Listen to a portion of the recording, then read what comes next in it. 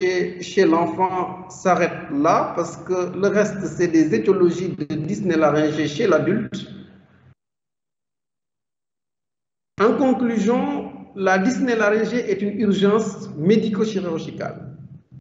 Elle est fréquente chez l'enfant, d'où la nécessité d'une surveillance rigoureuse des enfants. Parce que la dyspnée est certes une urgence vitale, mais ce qui entraîne aussi la dyspnée telle que les corps étrangers nécessite une surveillance des enfants pour en assurer la prévention. Les étiologies de dyspnée sont multiples et on les a passées en revue dans le chapitre de diagnostic étiologique. Voilà ce que je voulais vous dire sur la dyspnée laryngée. Est-ce que vous avez des questions par rapport à ce cours?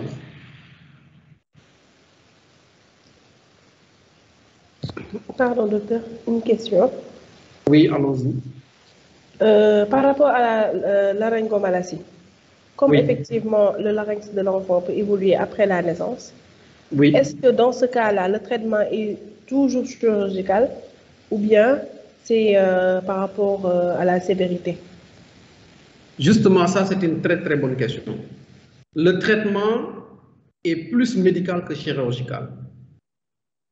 Le traitement médical, dans le passé, c'était la corticothérapie systématique pour aider la maturation du larynx, associée à un traitement anti-reflux, parce que le reflux gastrique entraînait une inflammation permanente du larynx qui gênait la maturation. Maintenant, de plus en plus, il y a des écrits qui ont prouvé que chez les enfants dont la dyspnée n'est pas extrêmement sévère, qui ne perdent pas de poids et qui mangent correctement, il suffit simplement de faire un traitement anti-reflux pour protéger le larynx et le reste, la nature fait le reste, on n'est même pas obligé de mettre la corticothérapie. Le plus important, c'est le traitement anti-RGO qu'il faut mettre effectivement de manière prolongée chez un enfant qui présente une laryngomalacie. Et ce traitement-là suffit pour la plupart des laryngomalacies. C'est simplement les quelques cas extrêmes où l'enfant perd beaucoup de poids, ne respire pas du tout. C'est ces cas-là qui nécessitent un traitement chirurgical et ils sont beaucoup moins importants. Merci. Maintenant, par rapport à la laryngite, à la dyspnée laryngée due au virus, parce que d'habitude, nous, dans nos pratiques, quand on reçoit un malade qui présente une dyspnée laryngée et effectivement qui fait une laryngite avec une température, donc peut-être effectivement virale, on fait des aérosols, le traitement de l'adrénaline. Oui, ça peut aider. Quand vous faites de l'aérosol, je suppose que ce n'est pas seulement de l'adrénaline, il y a de la corticothérapie aussi, n'est-ce pas? Oui, associée en intraveineuse. Voilà, c'est ça, ça. Tout ça, c'est pour diminuer l'inflammation et le au niveau du larynx, en fait, en réalité. Ce qui permet de passer un cap, ensuite, maintenant, de faire un traitement étiologique correct après. Oui, l'aérosol, oui, ça marche très bien. D'accord, merci beaucoup. Quand j'étais étudiant, je voyais très souvent les pédiatres faire ce qu'on appelait aérosol de Bompard, et je pense que ce n'est plus d'actualité, je pense. Non, ce n'est plus d'actualité. Maintenant, c'est les aérosols d'adrénaline couplés à la corticothérapie à forte dose. Oui, ça permet de passer le cap. Vous savez, dans la dyspnée laryngée, tout ce qui permet de passer le cap est une excellente chose parce que c'est ça qui va vous permettre de garder votre enfant en vie. Après maintenant, de faire un traitement étiologique correct.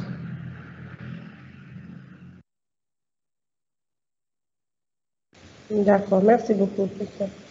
Merci. S'il n'y a pas d'autres questions, je vais juste ajouter ça. C'est-à-dire que je vous ai parlé des corps étrangers des voies respiratoires inférieures. Les voies respiratoires inférieures, c'est le larynx, la trachée et les bronches.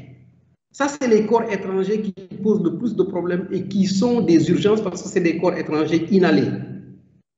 À côté de ces corps étrangers, il y a d'autres corps étrangers qui sont des urgences, mais qui peuvent être des urgences différées. C'est les corps étrangers ingérés, les pièces de monnaie, les épingles à cheveux, Ça peut être beaucoup de choses parce que ces corps étrangers dépendent vraiment de l'imagination de l'enfant et l'enfant a une imagination extrêmement fertile. Mais parmi ces corps étrangers ingérés, il y a une urgence. Et retenez-le bien, c'est l'ingestion de pile-bouton. La pile-bouton n'est pas pareille que la pièce de monnaie parce que la pile-bouton est corrosive. Donc, une pièce de monnaie peut séjourner au niveau de l'œsophage pendant plusieurs jours, voire des mois sans causer de dégâts. Par contre, la pile-bouton, non seulement par sa présence dans l'œsophage, va entraîner une brûlure de l'œsophage, entraîner une perforation parce qu'il est corrosif, mais quand la pile-bouton est ouverte et que le contenu se déverse dans l'organisme, ça peut aussi entraîner une intoxication. Donc, ça constitue vraiment une urgence parmi les corps étrangers ingérés. À côté des corps étrangers ingérés, il y a les corps étrangers nasaux qui ne posent pas trop de problèmes. L'ORL expérimenté peut les extraire. Il y a les corps étrangers de l'oreille. Pour les corps étrangers de l'oreille, attention, vous pouvez voir le corps étranger, mais quand l'enfant n'est pas tranquille, attention, ne touchez pas au corps étranger parce que vous n'y parviendrez pas et vous risquez de le pousser plus loin ou bien de créer des dégâts. Si vous avez un corps étranger de l'oreille, chez un enfant turbulent qui ne se laisse pas faire, il faut l'envoyer en ORL et le plus souvent, même l'ORL, on lui conseille de faire cet enfant-là sous anesthésie générale pour avoir du calme et éviter de faire des dégâts. Voilà globalement la revue des corps étrangers qui devait faire en fait l'objet du deuxième cours, mais l'essentiel c'est d'avoir les informations qu'il faut pour les prendre en charge en urgence. D'accord. Docteur, une autre question. Il n'y a pas d'autres questions. Oui. C'est par rapport aux bêtes qui entrent des fois dans l'oreille. Parce qu'effectivement, on a, bon, pas beaucoup, mais il existe. Par exemple, des enfants qui dorment. Des bêtes, par exemple, des cafards. Oui.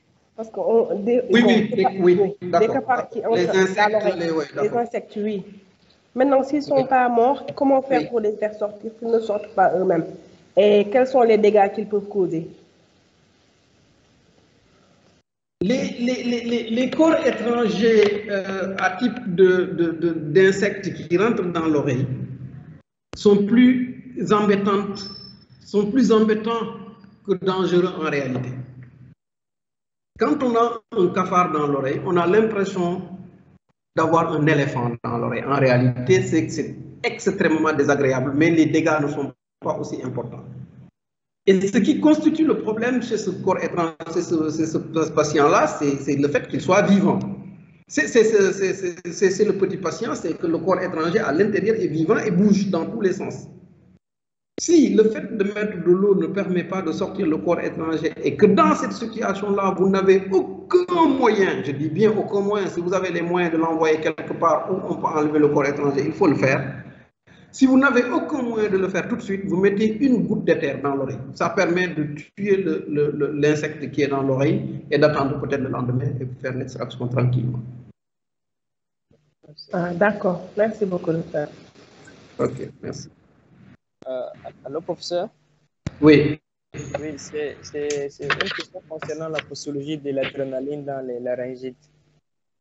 Oui. Oui, c'est d'emblée les 5 mg qu'il faut mettre ou bien il faut aller progressivement?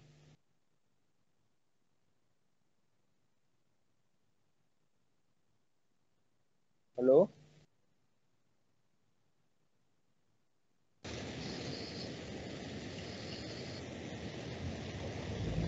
Allô?